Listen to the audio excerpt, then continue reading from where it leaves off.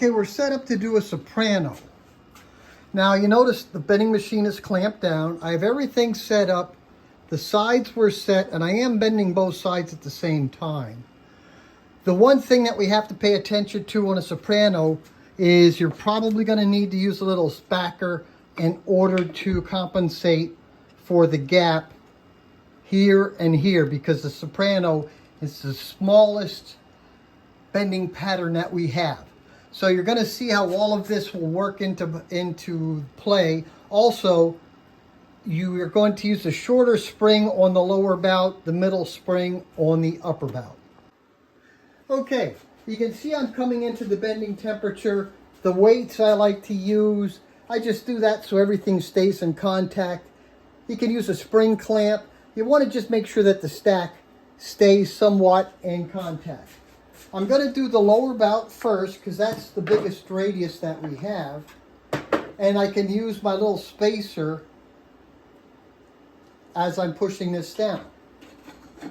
I'm going to bring this over and just gently walk it down into position.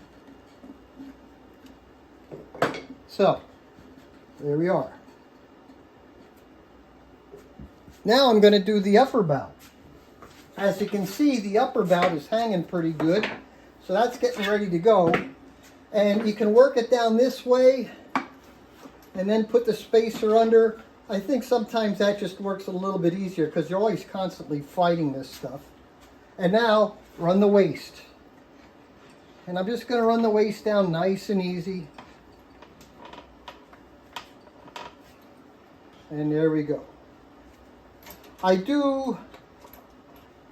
You can see where this is coming down. As this heats up, all of these bends start to fall in, so you're going to see what's going to happen after it cools down. Alright, whenever you're bending, especially small stuff like this, it can be a little tricky. And the biggest problem I think where a lot of people have with this is they don't use the right heat, they bend too fast, or they don't wait long enough. Generally my heat profile is going to be somewhere around 285, but when I'm doing sopranos, because of the tighter bend, I do them at 65 thousandths and I do my heat profile at 325. That is a cold bend.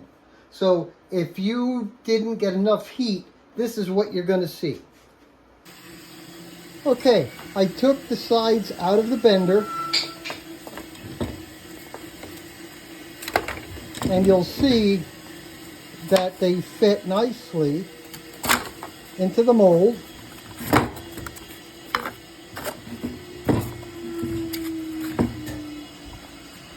And there you go. That's how they work. So using the heat profile going up to about 325 degrees, using the bending patterns, or not the bending patterns, but the hold downs like I used, you can see how that worked.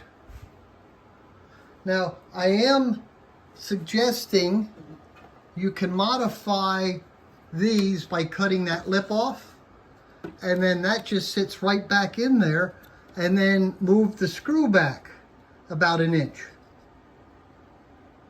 All right, from my shop to yours.